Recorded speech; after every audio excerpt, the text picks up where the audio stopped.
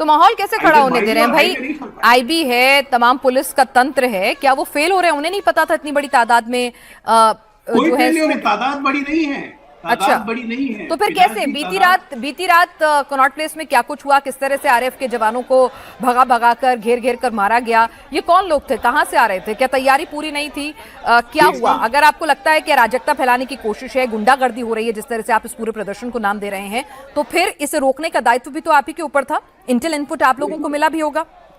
बिल्कुल, दायित्व हमारे ऊपर है और हम रोक भी रहे हैं। इसमें छात्रों के साथ साथ उनके कंधों का इस्तेमाल करके पीछे से जो असामाजिक तत्व आ गए हैं, पुलिस इनकी धरपकड़ कर रही है, एफआईआर हो रहे हैं, अरेस्ट हो रहे हैं। बात यह है कि पुलिस उस वक्त एट द मोमेंट बल प्रयोग नहीं करना चाहती, क्योंकि छात्र भी हैं उसमें। ऐसा नहीं कि उसमें छात्र नहीं है, और छात्रों के साथ संवाद भी हो सकता है ना। आप अपने ही छात्रों पर लाठीचार्ज तो नहीं करेंगे, लेकिन असामाजिक तत्वों को, जिनको पूर्ण का पूर्ण राजनीतिक संरक्षण मिला हुआ है, ऐसे लोगों को चिन्हित करके उनकी कार्रवाई करनी जरूरी है। आप बताइए, जमाल नाम का वो व्यक्ति जो आम आदमी पार्टी का काउंसलर रह चुका है, मगोगा की तरह गिरफ्तार किया जा चुका है। 150 आदमी लेके कौन सा नहीं प्रोटेस्ट करने आया था भाई, और 3 टेम्पो पत्थर भर के। आज कांग्रेस के दफ्तर के बाहर भारतीय जनता पार्टी प्रदर्शन करने गई, सब कोई गया। एक रिटर्न हमने पहले से जानकारी दे दी थी। कांग्रेसी अपने घर के अंदर सदाकत आश्रम में छतों के ऊपर पत्थर भर के रखे हुए थे। ये कौन सा लोकतंत्र का तकाजा है? अगर आपको और आप ये सब कुछ होने दे रहे हैं?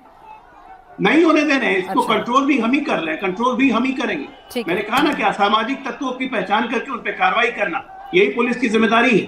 लेकिन इनका चेहरा सामने, जनता के सामने लाना इन लोगों का, ये बहुत जरूरी है कि कितने दुष्ट प्रवृत्ति के लोग हैं ये लोग। ठीक है डॉक्टर आशुतोष वर्मा, दुष्प्रवृत्ति के लोग हैं आप, असामाजिक तत्व घुस गए हैं आंदोलन में, स्टूडेंट्स के कंधे का इस्तेमाल कर रहे हैं, अराजकता फैला रहे हैं आप लोग। धन्यवाद पिनाक जी। देखिए, इस देश में 2014 के बाद से एक नया नियम आया है और भारतीय जनता पार्टी ने कहा है कि जो भी हमारे खिलाफ बात करेगा उसको पाकिस्तानी, चीनी, सीआईए एजेंट बनाएंगे।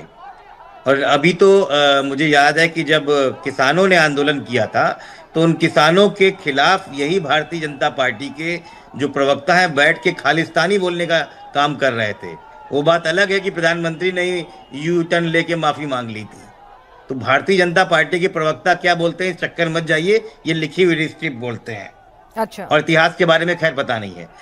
देखिए, ये जो अराजकता जिसका नाम दे रहे हैं ना, ये अजय लोग अभी नए नए भाजपा में आए हैं। जरा इतिहास जाके देखें, 12 मई 2013 को भारतीय जनता पार्टी के 250 से 300 कार्यकर्ता उस समय के 7 आरसीआर मार्ग, जहां पे मुख्य प्रधानमंत्री रहते हैं, उसको घेर लिया था। बैरिकेटिंग तोड़ दी गई थी, आग लगा दी गई थी, मनमोहन सिंह का पुतला जला रहे थे। तब जब भारतीय जनता पार्टी के लोगों से पूछा जा रहा था तो माइक से इधर उधर देख के भाग रहे थे। यह अराजकता आपके समय होती थी कि जो आप बैठे हुए यहाँ बैठ के कर रहे हैं। आप कितना भी कहते रहिए, पत्थर मारे थे भाई, जहां परिंदा पर नहीं मार पा रहा था वहां पे पत्थर कैसे आ गए? क्या कर रही थी आपकी पुलिस?